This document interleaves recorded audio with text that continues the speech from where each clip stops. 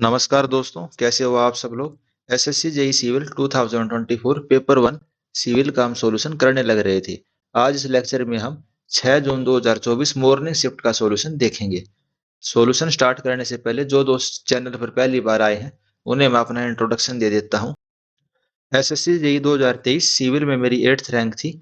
उसके अलावा SSC JE 2022 मैंने क्लियर किया हुआ है, उसमें मेरी 700 रैंक थी और मुझे बीआरओ डिपार्टमेंट मिला था। इस वजह से मैंने एग्जाम दोबारा दिया था।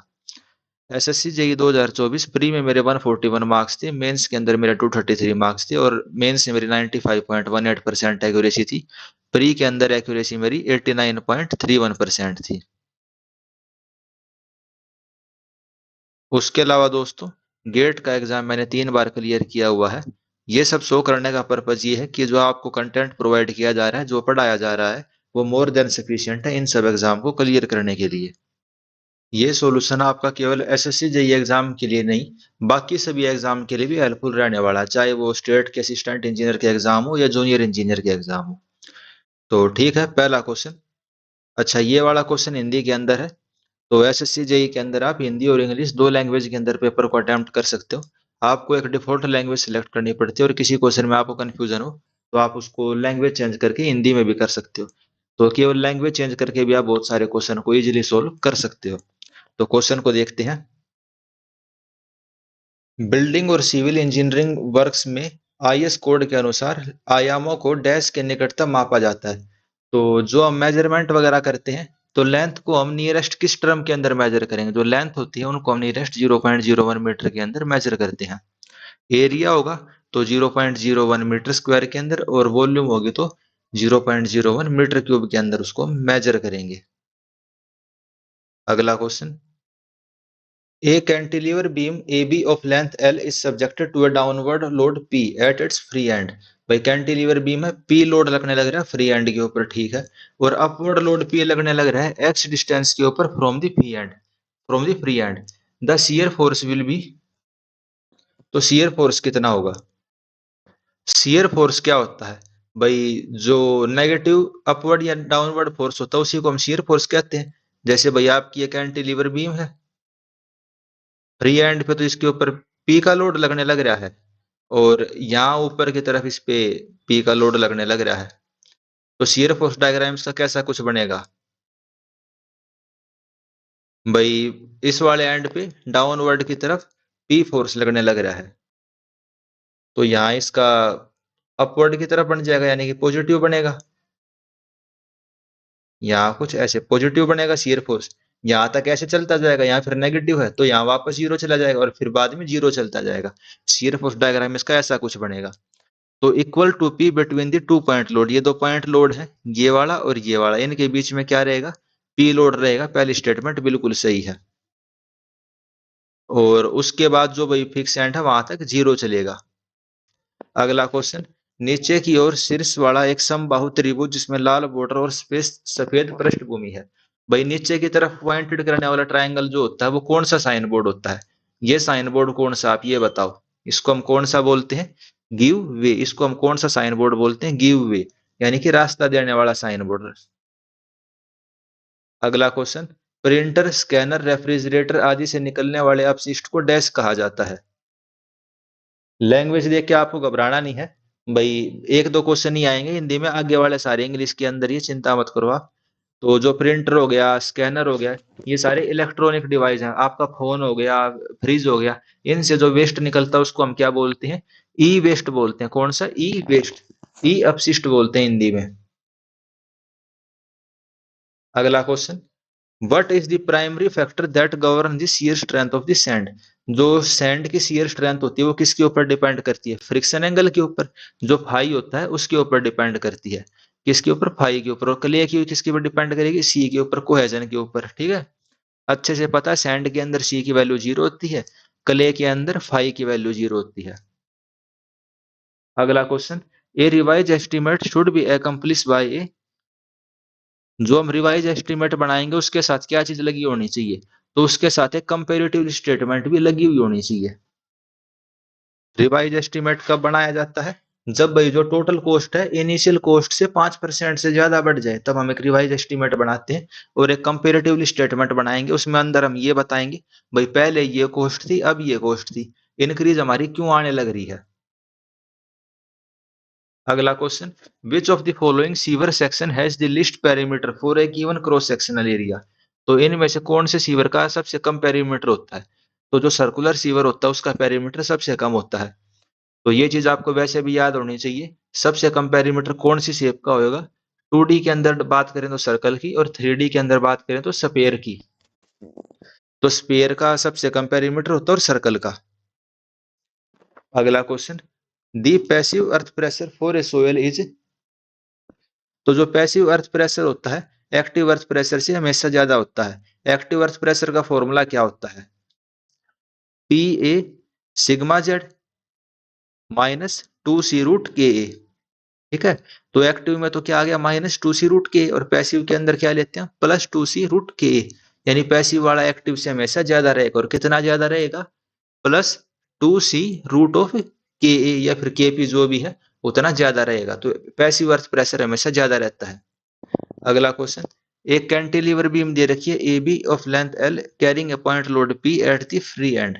This slope equation obtain using the double integration method is given below.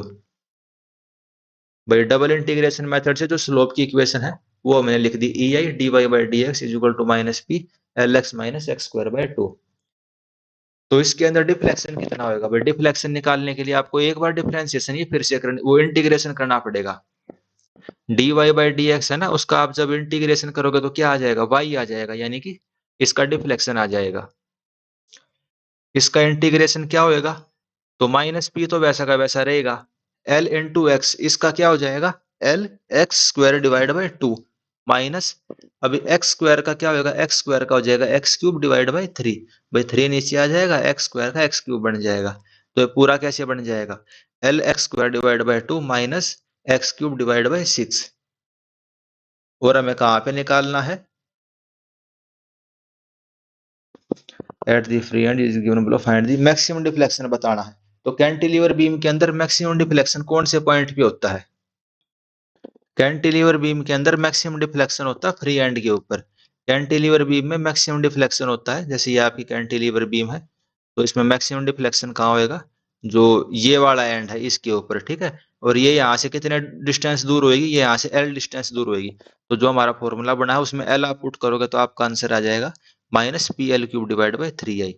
Equation में लिख देता हूँ क्या बनेगी भाई, -p L, x का क्या बन जाएगा, x का बन जाएगा x², x का बन जाएगा x² divide by 2 minus x² का क्या हो जाएगा, x² का हो जाएगा x³। ठीक है, अभी मेरे पास लिखने का कोई वो नहीं है, मैं माउस से ही लिखने लग रहा हूँ तो थोड़ा बहुत भाई इस वजह से दिक्कत आ रही है, वरना तो सेकंडों का काम था। इसमें x की वैल्यू आप 3 लिखोगे और जो ये p है, p यहाँ पे पहले से था ही, तो आपका आंसर आ जाएगा PL³/3EI। बस सिंपल आपको इंटीग्रेट करना था। इस वाले क्वेश्चन को आप साथ साथ में कर सकते थे, कोई इतना मुश्किल नहीं था, 15-20 सेकंड का काम था इसको सोल्व करना। अगला question, which of the following type of construction offer comparatively better earthquake resistance based on its structural action, consider that the thickness and length of member to be constructed is constant for any of the following case. भाई earthquake के against resistance कौन सा structure सबसे बढ़िया देगा, और जो thickness वगैरह लेंथ वेंथ है वो हमने सभी स्ट्रक्चर की सेम रखी है। तो जो रीइंफोर्स ब्रिक वर्क वाला स्ट्रक्चर है उसमें अर्थक्वेक रेजिस्टेंस काफी बढ़िया रहेगा। अर्थक्वेक रेजिस्टेंस किस में बढ़िया रहेगा, रीइंफोर्स ब्रिकवर्क स्ट्रक्चर के अंदर। और वैसे भी दिख रहा है भाई, बाकी जो तीनों दिए हुए हैं तो सिंपल है भाई, सिंपल ईंटें हैं, पत्थर लगा दिया आपने, अर्थक्वेक आएगा तो पूरी बिल्डिंग नहीं गिर जाएगी। लेकिन जो रीइंफोर्समेंट ब्रिकवर्क है वो अर्थक्वेक के अंदर सेफ रहेगी। The value of the adapted ruling gradient on a highway is 1 in 200. Calculate the percentage of ruling gradient provided on the road. तो रूलिंग ग्रेडियंट आपको कितना दिया रखा है 1 in 200, बस परसेंटेज में कन्वर्ट करना था। 1 in 200 को कैसे लिखोगे, 1 in 200 मल्टीप्लाई बाय 100, तो 100 से 100 कट गया, 1/2 यानी कि 0.5%। तो देखते ही होने वाला क्वेश्चन, 5 सेकंड भी नहीं लगती इस वाले क्वेश्चन को करने में। अगला क्वेश्चन, भाई आपको टेबल दी हुई है, लेवलिंग बुक में से। RL of the station P is 550 metre. जो P वाला स्टेशन है उसका रेड्यूस लेवल दिया हुआ आपको 500 मीटर। और रेड्यूस लेवल किसी भी स्टेशन का क्या होता है? रेड्यूस लेवल होता है height of instrument minus back side. Reduce level क्या होता है? Height of instrument minus back side. भाई कहीं पे फोर साइड ले रहे हैं तो फोर साइड ले लेंगे, ठीक है। तो P के लिए हमारा क्या आ गया भाई? RL क्या होता है? जो वैसे P के लिए तो उसने दे दिया 550 मीटर, उससे हम क्या निकाल लेंगे? हाइट ऑफ इंस्ट्रूमेंट निकाल लेंगे। उसके बाद जो है डाटा दिया हुआ है सिंपल, आपको सभी के अंदर हाइट ऑफ इंस्ट्रूमेंट निकाल सकते हो, आप सभी का रिड्यूस लेवल निकाल सकते हो। और आपको कंपेयर करना था सभी स्टेशन का रिड्यूस लेवल कितना कम ज्यादा होगा। तो वैसे ये वाला क्वेश्चन थोड़ा लेंथी क्वेश्चन है, इसको आप बिल्कुल आखिरी में कर सकते हो, लेकिन 1.5 से 2 मिनट में ये वाला क्वेश्चन आराम से किया जा सकता है। अगर आपके पास आखिरी में 5 मिनट बचती है तो इस वाले क्वेश्चन को आप अटेम्प्ट कर सकते हो। अगला question, select the option that is appropriate regarding the following two statement. तो स्टेटमेंट दी हुई है वो पढ़ते हैं। असर्शन है, river that flow through the catchment area having steep slope carry a lot of sediment. भाई ऐसी रिवर जो स्टीप स्लोप स्लोप के अलोंग फ्लो करती हैं उसके अंदर ढेर सारे सेडिमेंट होते हैं। तो भाई स्लोप उसका स्टीप यानी बहुत ज्यादा स्लोप है, तो इसका मतलब क्या? वेलोसिटी भी ज्यादा रही होगी। तो वेलोसिटी ज्यादा होगी तो सेडिमेंट उसके अंदर बहुत ज्यादा होंगे। पहली स्टेटमेंट बिल्कुल सही है। दूसरी स्टेटमेंट पढ़ते हैं, slope lead to high velocity of flow which cause more erosion of the surface soil. तो वही बात बता दी जो मैंने अभी आपको बताई थी। भाई स्लोप ज्यादा है तो वेलोसिटी ज्यादा होगी, वेलोसिटी ज्यादा होगी तो सेडिमेंट वो ज्यादा लेके चलेगी। तो दोनों स्टेटमेंट सही भी है और दूसरी पहली को एक्सप्लेन भी कर रही है। नेक्स्ट क्वेश्चन, तो ये वाला हिंदी में आ गया, कोई नहीं, इसको समझते हैं। सामग्री में उष्मारोधन के लिए निम्नलिखित में से कौन सी आवश्यकता? थर्मल इंसुलेशन के लिए हमें किस चीज की जरूरत होती है?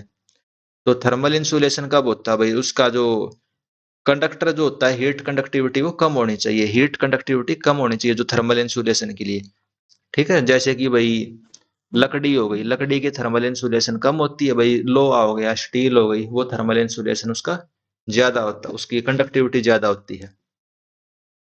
थर्मल इंसुलेशन का मतलब तो आप समझते हो ना भाई, उसके अंदर हीट ट्रांसफर नहीं होनी चाहिए। जैसे लकड़ी होती है, घर में हम खाना बनाने के लिए जो उसका यूज करते हैं सब्जी वगैरह के लिए, चम्मच का, तो लकड़ी वाली होती है, ताकि जो गैस की हीट होती है वो हाथों को ना लगे। तो थर्मल कंडक्टिविटी कम होनी चाहिए, वो चीज कहने लग रहा है। अगला question, a sample of soil fail a triaxial test under a deviator stress of 200 kilonewton per meter square when the confining pressure is 100 kilonewton per meter square. If for a sample the confining pressure has been 200, what would be the deviator stress at the failure? तो same ऐसा ही question हमने जो पिछले वाला set था उसके अंदर भी देखा था। भाई डेविएटर स्ट्रेस है 200 का और कन्फाइनिंग प्रेशर है 100 का, यानी कि सिग्मा थ्री तो आपको 100 का दे रखा है। सिग्मा वन कितना हो जाएगा? सिग्मा वन हो जाएगा 200 प्लस 100 यानी कि 300 किलो न्यूटन का, ठीक है। फाई की वैल्यू 0 है तो सिग्मा वन क्या होता है? सिग्मा वन होता है sigma three ten square 45 plus 5/2 plus 2c ten 45 plus 5/2। Phi की वैल्यू आपको 0 दे रखी है तो टेन 45 प्लस 5/2 कितना हो जाएगा? 1 हो जाएगा। टेन 45 की वैल्यू 1 होती है तो आपका इक्वेशन क्या बन जाएगी? Sigma one is equal to sigma three plus 2c, ठीक है। ये इक्वेशन बन जाएगी। तो पहले इक्वेशन में हम क्या लिखेंगे? सिग्मा वन कितना? 300, 300 is equal to 200 plus 2c। तो c की वैल्यू हमें कितनी मिल जाएगी? 50 मिल जाएगी। 100 डिवाइड बाई 2 50। फिर दूसरी स्टेटमेंट, यानी कि अगर बाद में कन्फाइनिंग प्रेशर हमने 200 कर दिया तो डेविएटर स्ट्रेस कितना होगा? तो सिग्मा वन किसके बराबर होता है? Sigma three plus 2c। Sigma three कितना दिया हुआ? 200, तो 200 प्लस 2 इंटू सी यानी कि 300। अच्छा एक हमने गलती कर दी सी निकालने के लिए, दोबारा देखते हैं। डेविएटर स्ट्रेस है 200 और कन्फाइनिंग है 100, तो सिग्मा वन कितना हो गया? सिग्मा वन हो गया 300 और सिग्मा थ्री कितना हो गया? सिग्मा थ्री हो गया 100 का। तो सी की वैल्यू कितनी आई? 300 माइनस 100 डिवाइड बाई 2, सी की वैल्यू आई 100। अब देखते हैं फिलहाल क्या कंडीशन है। फिलहाल कन्फाइनिंग प्रेशर है 200 यानी सिग्मा थ्री है 200, तो सिग्मा वन कितना होगा? 200 प्लस 2 इंटू सी यानी कि सी था 100, तो सिग्मा वन हमारा कितना आ गया? 400। और कन्फाइनिंग प्रेशर कितना होगा फिर? तो 400 माइनस 200 यानी कि 200 किलो न्यूटन। 15 का A option. Triaxial test में जो फॉर्मूला लगाते हैं बस आपको वो पता होना चाहिए था, इजीली आप इसको सोल्व कर सकते थे। इस वाले क्वेश्चन को हम साथ साथ में सोल्व कर सकते थे, इसको 40-50 सेकंड में ये वाला क्वेश्चन इजीली सोल्व हो सकता है। क्या फॉर्मूला यूज किया हमने? Sigma 1 is equal to sigma 3 10 square 45 plus 5/2 plus 2c 10 45 plus 5/2। Next question देखते हैं। ट्रांसवर्सिंग के कारण कंपास सर्वे में क्लोजिंग एरर के लिए निम्नलिखित में से कौन सा कारण है? जब हम ट्रांसवर्सिंग सर्वे करते हैं तो उसमें क्लोजिंग एरर आती है भाई, ट्रांसवर्स हमारा क्लोज नहीं हो पाता अच्छे से, तो एरर आने का कौन सा रीजन होता है? पहली स्टेटमेंट, किसी ट्रांसवर्स का अंतिम स्टेशन सामान्यतः उससे आरंभिक स्टेशन से बिल्कुल मेल खाता है। भाई पहला स्टेशन और आखिरी स्टेशन बिल्कुल मैच हो गई तो एरर आएगी? नहीं आएगी। तो इसमें तो कोई एरर ही नहीं आएगी, तो पहली स्टेटमेंट गलत हो गई। दूसरी स्टेटमेंट, चुंबकीय दिक्मान प्रेक्षण में कोई त्रुटि नहीं है। जो भाई आप कंपास सर्वे कर रहे हो या कोई भी आपने इंस्ट्रूमेंट लिया हुआ है उसमें कोई भी एरर नहीं है, तो क्या हमारी एरर आएगी? जी नहीं, नहीं आएगी। तो दूसरी स्टेटमेंट की वजह से भी एरर नहीं आएगी। तीसरी स्टेटमेंट, रेखिक दूरी मापन में त्रुटि होती है। भाई जो आप डिस्टेंस मेजरिंग इंस्ट्रूमेंट है ना आपका, जैसे भाई चेन है, टेप है या कुछ और है, अगर उसके अंदर एरर है तो इसके अंदर एरर आ सकती है ट्रांसवर्स के अंदर, तो तीसरी स्टेटमेंट की वजह से एरर आएगी, पहले दूसरी की वजह से नहीं आएगी। Next question, estimate the flow cross sectional area in a rectangular channel with 5 metre depth and side slope 2 horizontal 1 vertical. आपको ट्रायंगल का क्रॉस सेक्शनल एरिया बताना है। ट्रायंगल का क्या बताना है आपको? Cross sectional area. तो बिल्कुल सिंपल क्वेश्चन है। स्लोप आपको कितना दिया हो? 2 हॉरिजॉन्टल 1 वर्टिकल। भैया आपका ट्रायंगल है, इसकी डेप्थ कितनी है? जो इसकी डेप्थ है ये आपको 5 मीटर दी हुई है, तो जो ये वाली विड्थ है ये कितनी हो जाएगी? भाई डेप्थ 5 है तो ये हो जाएगी 10। ये कितनी हो जाएगी? 10। ये 10 क्यों हो जाएगी? क्योंकि एक वर्टिकल के लिए दो हॉरिजॉन्टल स्लोप, देखो एक वर्टिकल के लिए दो हॉरिजॉन्टल 10 ये, उसी तरीके से 10 ये, तो बेस इसका कितना हो गया? 20 मीटर का। हाफ 20 × 5, तो 2 से 20 को काटा तो 10 × 5 50 मीटर स्क्वायर का एरिया आ गया ट्रायंगल का। बस आपसे एरिया पूछ जाता इसमें, तो मुश्किल से 10 सेकंड का क्वेश्चन था।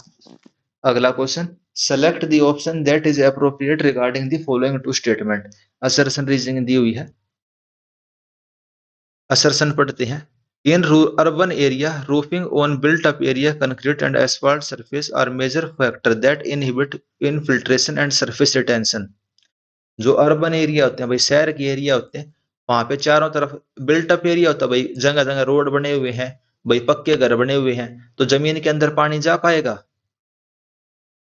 जी नहीं, इनफिल्ट्रेशन नहीं हो पाएगी, सरफेस रिटेंशन नहीं हो पाएगा, तो पहली स्टेटमेंट बिल्कुल सही है। दूसरा रीजन पढ़ते हैं, presence of pervious surface area decrease the infiltration.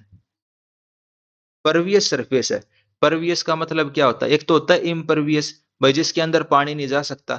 एक होता है परवियस, परवियस यानी जिसके अंदर पानी जा सकता है। अगर परवियस सरफेस होएगा, इट डिक्रीज द इनफिल्ट्रेशन, तो क्या उससे इनफिल्ट्रेशन कम होगा? जी नहीं। अगर परवियस सरफेस है भाई, उसके अंदर पानी जा सकता है, तो उससे तो इनफिल्ट्रेशन इंक्रीज होएगी, and initial losses and lead to consequent increase in the effective rainfall. अगर परवियस सरफेस है तो उससे इनफिल्ट्रेशन इंक्रीज होता है और इफेक्टिव रेनफॉल के अंदर डिक्रीज आता है। और क्या आता है? इफेक्टिव रेनफॉल के अंदर डिक्रीज आता है। तो दूसरी स्टेटमेंट गलत है, पहली सही है। Next question, select the correct statement while designing A singly reinforcement beam in the limit state. Limit state के अंदर सिंगली रीइंफोर्समेंट बीम डिजाइन करते टाइम हम क्या एज्यूम करते हैं? तो पहली स्टेटमेंट पढ़ते हैं, under reinforcement beam have the minimum cross section area. जो अंडर रीइंफोर्समेंट बीम होते हैं उसका क्रॉस सेक्शन एरिया कम होता है। जी नहीं, गलत लिखा हुआ है, ओवर रीइंफोर्स वाले का एरिया कम होता है।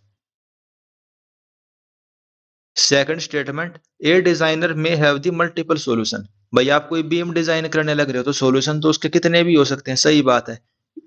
जो डिजाइन हम करते हैं यूनिक सॉल्यूशन नहीं होता उसका कभी भी। कोई डिजाइनर करवा कहोगे तो वो कहेगा भाई 150 बाई 200 की बीम दे दो, कोई डिजाइनर कहेगा भाई 200 बाई 250 की बीम दे दो। भाई सरिया कम ज्यादा कर देगा तो डिजाइन तो हम जितनी मर्जी उतने बना लो। तो दूसरी स्टेटमेंट सही है।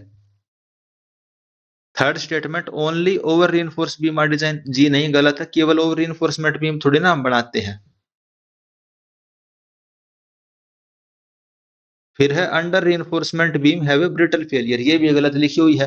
अंडर रीइंफोर्समेंट जो बीम होती है उनका कौन सा फेलियर होता है? डक्टाइल फेलियर होता है, धीरे धीरे फेल होंगी। अगला question, as per Kennedy theory velocity ratio of the mean velocity to the critical velocity is known as the critical velocity ratio. It is denoted by m if m is greater than 1। भाई v divide by v not क्या है? 1 से ज्यादा, यानी कि जो फिलहाल में वेलोसिटी है वो क्रिटिकल वेलोसिटी से ज्यादा है, तो क्या होएगी भाई? स्कावरिंग होएगी। क्या होएगी? स्कावरिंग। स्कावरिंग का क्या मतलब है? भाई पानी की स्पीड इतनी ज्यादा थी, जो मिट्टी है जमीन वो रिवर के बेड से उसको उठा के लेके चला गया, तो क्या हो गई? स्कावरिंग हो गई। Next question, which characteristic of the fine aggregate indicate their ability to retain water and affect the workability of concrete or mortar mix। तो एग्रीगेट की कौन सी एबिलिटी की वजह से वो वाटर को रिटेन कर सकता है और वर्केबिलिटी को इफेक्ट करता है? Surface absorption. Surface absorption, aggregate अपने सरफेस के ऊपर पानी को एब्जॉर्ब कर लेगा और वर्केबिलिटी उससे इंक्रीज हो जाती है, क्योंकि एक्स्ट्रा मॉइस्चर मिल गई ना अपने को। अगला question, a soil has a liquid limit of 50% and plastic limit of 25%। तो भाई प्लास्टिसिटी इंडेक्स कितना हो गया? 50 minus 25, 25%। Volumetric shrinkage at the liquid limit and plastic limit are 50 and 30। तो वॉल्यूमेट्रिक श्रिंकेज दे दी, लिक्विड लिमिट पे 50 है, प्लास्टिक लिमिट पे 30 है, यानी इतनी वॉल्यूम उसकी कम हो सकती है। Determine the dry volume of the soil if the volume at the liquid limit is 1 millilitre. Liquid limit के ऊपर उसकी वॉल्यूम कितनी है? 1 मिलीलीटर। तो आपको क्या बतानी है? ड्राई स्टेट में उसकी वॉल्यूम कितनी होगी। तो अब क्वेश्चन को दोबारा पढ़ो। वॉल्यूमेट्रिक श्रिंकेज लिक्विड लिमिट पे, लिक्विड लिमिट पे वो कितना श्रिंक कर सकता है? वो 50% श्रिंक कर सकता है। लिक्विड लिमिट के ऊपर वो 50% श्रिंक कर सकता है, यानी कि लिक्विड लिमिट पे उसकी वॉल्यूम कितनी है? ओरिजिनल का 1.5 टाइम। ओरिजिनल का 1.5 टाइम कितना है? 1 मिलीलीटर, जो कि हमें क्वेश्चन के अंदर दे रखा है। तो बस आपको क्या करना था? 1 डिवाइड बाय 1.5 करना था। 1 डिवाइड बाय 1.5, आपका आंसर आ जाता है 0.67, 0.67 मिलीलीटर। समझ पाए ना आप इस चीज को? भाई लिक्विड लिमिट पे उसकी जो वॉल्यूम है वो 50% ज्यादा है, और वो किसके बराबर? 1 मिलीलीटर के। तो 1.5 किसके इक्वल है? 1 के। तो 1 किसके इक्वल होगा? 1 डिवाइड बाय 1.5, यानी ड्राई वॉल्यूम 0.66। अगला question, modulus of elasticity of a material is. किसी भी मटेरियल की मॉडुलस ऑफ इलास्टिसिटी क्या होती है? मॉडुलस ऑफ इलास्टिसिटी होती है स्ट्रेस डिवाइड बाय स्ट्रेन। और जब ये एक दूसरे के डायरेक्टली प्रोपोर्शनल हो तब हम मॉडुलस ऑफ इलास्टिसिटी को डिफाइन करते हैं, यानी कि only define in the linearly elastic region. केवल लीनियरली इलास्टिक रीजन में हम इसको डिफाइन करते हैं। लीनियरली इलास्टिक का क्या मतलब है भाई? Stress directly proportional to strain. अगला question, which irrigation method has the highest irrigation efficiency. कौन से इरिगेशन मेथड की सबसे ज्यादा एफिशिएंसी होती है? तो सबसे ज्यादा होती है ड्रिप इरिगेशन की। अगला question, continuity equation use for liquid flowing through the pipe is based on the principle of. Continuity equation किस चीज के ऊपर बेस है? तो principle of conservation of mass. भाई जो टोटल मास है वो कंजर्व रहेगा, ना तो उसको हम डिस्ट्रॉय कर सकते हैं ना उसको क्रिएट कर सकते हैं। Principle of conservation of mass. अगला question, a road embankment with cross sectional area of 100 metre square is constructed with an average gradient of 1 in 50 from the contour 200 metre to 250 metre. Find the volume of earthwork. आपने भाई एक road बनाना है, road की embankment. Embankment का क्या मतलब? भाई जमीन के ऊपर आपने मिट्टी ला ला के रख दी, फिर उसके ऊपर रोड बनेगा, ठीक है, उसको एम्बैंकमेंट बोलते हैं। और एक होती है कटिंग, भाई रोड को आपने खोद के बनाया है मिट्टी, तो वो कटिंग हो गई, ठीक है। एरिया दे रखे 100 मीटर स्क्वायर का, और ग्रेडियंट है 1 in 50 का, यानी 1 मीटर का डिफरेंस आएगा जब हम 50 मीटर ओरिजोनटल चलेंगे। अभी हम किस कंटूर से किस कंटूर पे गए? 200 से 250 मीटर की कंटूर पे गए, तो डिफरेंस कितने का है? 50 मीटर का। 50 मीटर का डिफरेंस है ना, और अपने को पता है 1 मीटर का डिफरेंस आएगा 50 मीटर चलने पे। तो लेंथ हमारी कितनी होगी? 50 इंटू 50, 2500। लेंथ हमारी कितनी होगी? 50 इंटू 50, 2500 मीटर लेंथ है। एरिया है 100, तो 2500 इंटू 100 कितना हो जाएगा? 2.5 लाख। कितना हो जाएगा? 2.5 लाख। तो A option will be correct. 2500 गुणा में 100, 2.5 लाख मीटर क्यूब। अगला क्वेश्चन बिल्कुल इजी था, इसमें करना क्या था? मल्टीप्लाई करना था, पेन पेपर भी नहीं उठाना पड़ा। और एक चीज आपको मैं बता देता हूँ, जो ये सॉल्यूशन मैं आपको अभी फिलहाल करवाने लग रहा हूँ, मैंने इसको पीडीएफ को पहले नहीं देखा है, बिल्कुल आपके सामने ही देखने लग रहा हूँ। और अब की बार वाला इतना आसान पेपर था, पैसे लगा के चलो 25-30 मिनट के अंदर पूरी सिविल इंजीनियरिंग आराम से हो सकती थी। अगला क्वेश्चन देखते हैं। Calculate the quantity of excavation of foundation for the given water tank. भैया आप ये वाटर टैंक बनाने लग रहे हो तो आपको कितनी एक्सकेवेशन करनी पड़ेगी? तो भाई पहले तो आप ये देखो जमीन कहाँ पे, आपको टैंक से क्या मतलब हो रहा है? टैंक की 1.70 मीटर आई है, जमीन से कितनी डेप्थ है? जमीन से 1.5 मीटर आपको खुदाई करनी है। और एरिया कितना बनेगा? भाई टैंक के डायमेंशन दे रखे हैं 2.5 x 5। तो 2.5 तो हो गया, ठीक है। 2.5 ये अंदर वाले दे रखे हैं, ठीक है। तो 2.5 मीटर तो अंदर वाला लेंथ है, प्लस इसकी दीवार की थिकनेस कितनी है? 23 सेंटीमीटर। 23 इधर जोड़ोगे, 23 उधर जोड़ोगे, ठीक है। 0.20 मीटर इधर खाली जगह, 0.20 मीटर इधर खाली जगह, इसको जोड़ दोगे तो लेंथ आ गई। ऐसे ही विड्थ निकाल ली, हाइट से मल्टीप्लाई कर दोगे। अच्छा, इसमें तो वो भी नहीं करवा रखा, सोलो भी नहीं करवा रखा, बस आपसे लेंथ ही पूछ रखी है। तो 2.5 मीटर प्लस 20 और 20, वो 23 और 23 जोड़ दो, कितना हो गया? 2.5 मीटर में 23 23 हो गया 46, चलो 50 ही जोड़ दिया मैंने। 3 मीटर हो गया, 3 मीटर में फिर 0.20 और जोड़ दो, यानी कि 3.40 मीटर के आसपास। ये 3.36 वाला option, 3.36 into 2.36 into 1.5 metre cube. Pen paper भी नहीं उठाना पड़ा, इतने आसान क्वेश्चन दिए हुए थे। बाकी इस वाले क्वेश्चन को आप आखिरी में अटेम्प्ट कर सकते हो, क्योंकि देखने में थोड़ा ये खतरनाक सा लगता है। तो बाद में बोलना आसान होता है, पेपर में प्रेशर ज्यादा होता है, सही बात है। तो इस टाइप के जो थोड़े न्यूमेरिकल क्वेश्चन है उनको आप आखिरी में अटेम्प्ट कर सकते हो, पहले राउंड में भी क्वेश्चन करने हैं जो देखते ही हो जाते हैं। 28 number question. In a barometer, air is trap in a space labelled A above the mercury level in the tube of the barometer. एक बैरोमीटर है, बैरोमीटर क्या होता है? प्रेशर मेजरिंग इंस्ट्रूमेंट होता है। Air is trap in the space level A from the mercury level in the tube of the barometer which measure 730 mm of Hg। Barometer काम कैसे करता है वो आपको थोड़ा आइडिया होना चाहिए। वैसे इतना मुश्किल था नहीं ये वाला क्वेश्चन। भाई ये मरकरी है, आपने ट्यूब इसके अंदर ऐसे रख दी। मरकरी के अंदर एक ट्यूब आपने उल्टी करके लटका दी, ठीक है, ऐसे। तो मरकरी क्या होती है? मरकरी इसके अंदर ऐसे ऊपर चढ़ जाती है, मरकरी इसके अंदर ऊपर की तरफ चढ़ जाएगी, ठीक है। जो भी प्रेशर होएगा उसके हिसाब से। तो एटमोस्फेरिक प्रेशर कितना था? 750 mm ऑफ मरकरी। और फिलहाल हमें मेजर कितना करना करके दिखने लग रहा है? 730 mm Hg। जो यहाँ ऊपर ये खाली जगह में हवा है ना, तो इस हवा का प्रेशर कितना होगा? इस एयर का प्रेशर होगा 20 mm, इसका एयर का प्रेशर कितना होगा? 20 mm मरकरी। अब इस वाले क्वेश्चन में कुछ सोल्व करने का था, जिसको पता होगा भाई बैरोमीटर ऐसे काम करता है, ये चीज है। तो बस देखना, 750 माइनस 730 आंसर लिखे है 20 और आगे बढ़ जाएगा, 10 सेकंड भी नहीं लगाएगा। अगला question. Estimate the earthwork quantity by the trapezoidal method for the construction of an approach road whose length is 500 meter, base width of embankment is 10 meter, height of the embankment is 70 centimeter, and side slope is 1 horizontal 2 vertical। आपको earthwork की quantity निकालनी है trapezoidal method से। वैसा road है आपका trapezoidal, तो simple कौन सा फॉर्मूला लगाएंगे हम? मिड ऑर्डिनेट वाला लगा सकते हैं। भैया आपका ट्रेपेजोइडल कोई सेक्शन है, लेकिन इसके अंदर क्या बेस की विड्थ दे रखी है? इसमें कौन सी विड्थ दे रखी है? बेस की विड्थ 10 मीटर। और हमें कौन सी चाहिए? हमें तो ऊपर वाली विड्थ चाहिए, चलो उसको भी निकाल देते हैं। हाइट कितनी है इसकी? 70 सेंटीमीटर हाइट है इसकी, 70 सेंटीमीटर। स्लोप कितना है? 1 हॉरिजॉन्टल 2 वर्टिकल। ठीक है, यानी कि 2 वर्टिकल चलने पे 1 हॉरिजॉन्टल चलेंगे। तो 70 सेंटीमीटर की हाइट के लिए नहीं, ये 70 सेंटीमीटर है ना, ये 70 सेंटीमीटर, तो ये कितना हो गया? ये हो गया हमारा 35 सेंटीमीटर इधर, 35 सेंटीमीटर इधर, यानी 35 35 70 सेंटीमीटर हो गया। तो टॉप हाइट इसकी कितनी हो गई? टॉप हाइट हो जाएगी इसकी 9.7। टॉप हाइट इसकी कितनी हो जाएगी? 9.7। भाई 10 में से आपने 0.7 को घटा दिया तो कितना बचा? 9.7 ही बचा ना। ये आ गया आपका 9.7,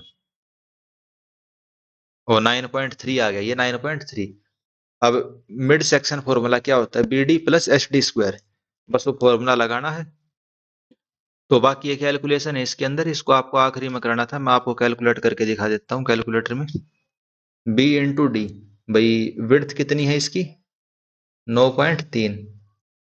हाइट कितनी है? 70।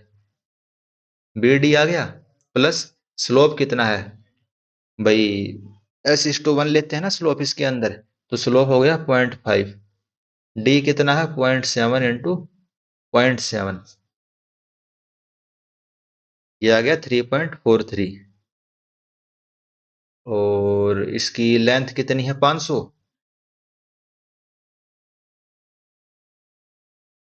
बाकी अपने पास ये साइंटिफिक कैलकुलेटर नहीं है, तो इसने जो हमने ब्रैकेट में कैलकुलेशन करी है ना BD plus S T square की, वो इसने कैलकुलेशन गलत कर दी, इस वजह से हमारा गलत आ रहा है। आप कैलकुलेशन करोगे BD plus S T square लगा के, मल्टीप्लाई बाय जो इसकी लेंथ है 500 मीटर, उससे मल्टीप्लाई करोगे तो आपका आंसर आ जाएगा 3375.5 metre cube. Next question, if lining is provided to the canal, seepage loss of water can be controlled and ultimately is it dash the irrigated command area। भाई आपने कनाल की लाइनिंग कर दी तो सीपेज का लॉस कम होएगा, loss कम होएगा तो ज्यादा एरिया को इरिगेट कर पाएगा, तो एरिया इरिगेट क्या हो जाएगा इंक्रीज। अगला question, which of the following operation is mean for the manual or automatic process by which air present in the centrifugal pump and its suction line is removed by filling liquid। तो priming of pump का ही question आ गया ये भी फिर से। भाई pump के अंदर हवा फिल हो जाती है, उसको हमें रिमूव करना पड़ता है, तो उसको रिमूव करते टाइम हम क्या करेंगे, डिलीवरी वाल्व को बंद कर देते हैं। डिलीवरी वाल्व को बंद करेंगे और उसके अंदर हम लिक्विड को डालेंगे, तभी तो पूरा का पूरा पानी से लिक्विड से भरेगा, तो क्लोज दी डिलीवरी वॉल्व, तो ये आपको याद रख लेना है। अगला question, specific weight of a certain liquid is 5000 newton per metre cube, calculated specific volume. Specific weight कितना दे रखा है 5000 newton per metre cube. Specific volume क्या होती है, स्पेसिफिक वॉल्यूम होती है 1 डिवाइड बाई डेंसिटी। नॉर्मली तो हम यही यूज करते हैं, लेकिन इसने क्या लिख दिया, हमें किसके अंदर बतानी, मीटर क्यूब पर न्यूटन के अंदर, तो हम क्या यूज कर लेंगे 1 डिवाइड बाई स्पेसिफिक वेट, यानी कि 1 डिवाइड बाई 5000, ये कितना हो जाएगा 0.0002। तो क्या करना था, कितना आसान क्वेश्चन था, 1 डिवाइड बाई 5000 ही करना था, 0.002। मुश्किल से 10 सेकंड लगनी थी इसमें। अगला question, as per I S 456 maximum compressive strain at highly compressible fibre in RCC column subject to bending and axial compression is given by. तो भाई ऐसा कॉलम है जिसके अंदर बेंडिंग भी लगने लग रही है और एक्सियल कंप्रेशन भी होने लग रहा है, ठीक है, और हमने एज्यूम करना कोई भी टेंशन नहीं है सेक्शन के अंदर, उसके अंदर स्ट्रेन कितना होगा।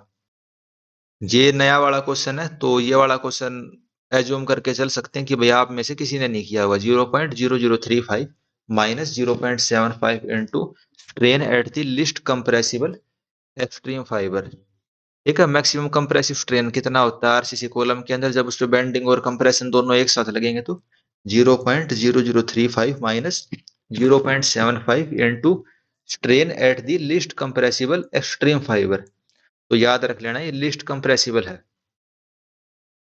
नया क्वेश्चन है, आगे से भाई हो सकता है मेंस में इससे डायरेक्ट आपसे न्यूमेरिकली बूझ ले। अगला question, in contest of the vehicular characteristic and efficiency of brake the braking distances. तो ब्रेकिंग डिस्टेंस क्या होता है, inversely proportional to the design coefficient of friction. भाई कोफिशिएंट ऑफ फ्रिक्शन ज्यादा हुआ तो ब्रेकिंग डिस्टेंस हमारा कम होएगा, ठीक है। In contest of vehicle characteristic and efficiency of brake, braking distance क्या होगा फ्रिक्शन के इनवर्सली प्रोपोर्शनल, फ्रिक्शन जितना ज्यादा ब्रेकिंग डिस्टेंस उतना ही कम। अगला question, in a fly levelling if the back side staff reading is greater than the fore side reading it indicate a dash in the ground level. भाई back side की reading ज्यादा है तो इसका मतलब क्या, भाई बैक साइड जमीन के अंदर गहराई में होगा, ठीक है। लेवलिंग के अंदर लेवल इंस्ट्रूमेंट की रीडिंग हमारी ज्यादा आती है, तो इसका मतलब क्या, भाई जो हमारा स्टाफ है इंस्ट्रूमेंट है वो जमीन के अंदर गहराई में, यानी कि लेवल ग्राउंड लेवल कम है। तो क्या मतलब हुआ, भाई फोर साइड ऊपर है बैक साइड नीचे है, जमीन हमारी ऊपर की तरफ उठने लग रही है। अगला क्वेश्चन, जब स्टाफ रीडिंग दो क्रमागत बिंदुओं के बीच में बढ़ती है तो रीडिंग के बीच का अंतर राइज व फॉल विधि द्वारा लेवलिंग की स्थिति में डैश कॉलम में दर्ज किया जाएगा। राइज एंड फॉल मेथड का आप यूज करने लग रहे हो, स्टाफ रीडिंग बढ़ गई, भाई पहले स्टाफ की रीडिंग आई 1 मीटर, फिर आपने दूसरी जगह स्टाफ लगाया तो रीडिंग आई 2 मीटर, तो इसका मतलब क्या है, भाई हम नीचे की तरफ जाने लग रहे हैं। इमेजिन तो कर पा रहे होगे ना आप, भाई आप तो एक ही जगह पे खड़े हो और आप बिल्कुल सीधा देख रहे हो, आपने डंडा लगाया वहां पे तो 1 मीटर पे रीडिंग ली, तो इसका मतलब आपकी आपकी लाइन ऑफ साइट से 1 मीटर नीचे है। फिर आपने दूसरी जगह स्टाफ लगाया, 2 मीटर की रीडिंग आई, यानी आपसे 2 मीटर नीचे है, तो हम नीचे की तरफ जाने लग रहे हैं ना, अगर रीडिंग बढ़ रही है तो। वही करने लग रहा है, अगर रीडिंग बढ़ रही है तो हम क्या होने लग रहे हैं, फॉल करने लग रहे हैं, नीचे की तरफ जा रहे हैं, और फॉल वाले कॉलम में हम उस रीडिंग को नोट करेंगे। अगला क्वेश्चन, भाई वाटर पॉल्यूशन दिए हुए हैं और किस किस एजेंट की वजह से होता है। तो फिजिकल पॉल्यूशन किसकी वजह से, भाई सीवेज डाल दिया आपने नदी के अंदर, केमिकल वाला क्रोमियम की वजह से, और बैक्टीरिया वाला फंगाई की वजह से। तो 1 का A, 2 का B, 3 का C, तो बिल्कुल इजी क्वेश्चन भाई, बैक्टीरिया वाला फंगाई से, केमिकल क्रोमियम से, और फिजिकल सीवेज से। Next question. तो ठीक है दोस्तों, अभी इस लेक्चर में इतना ही करते हैं, जो हमारे बच गए ना उनको अगले लेक्चर में कंप्लीट करेंगे। आप चैनल को सब्सक्राइब कर लो, वीडियो बढ़िया लगे हो तो अपने फ्रेंड्स के साथ शेयर कर दो, कोई सजेशन हो तो आप कमेंट में बता देना। पीडीएफ के लिए आप civil engineer discussion Telegram channel को ज्वाइन कर लेना। आई होप आपको पेपर को कैसे अटेम्प्ट करना होता है वो चीज़ पता चली होगी। अगर सॉल्यूशन नहीं पता था तो आपको सॉल्यूशन भी पता होगा। Thank you and best of luck for exam.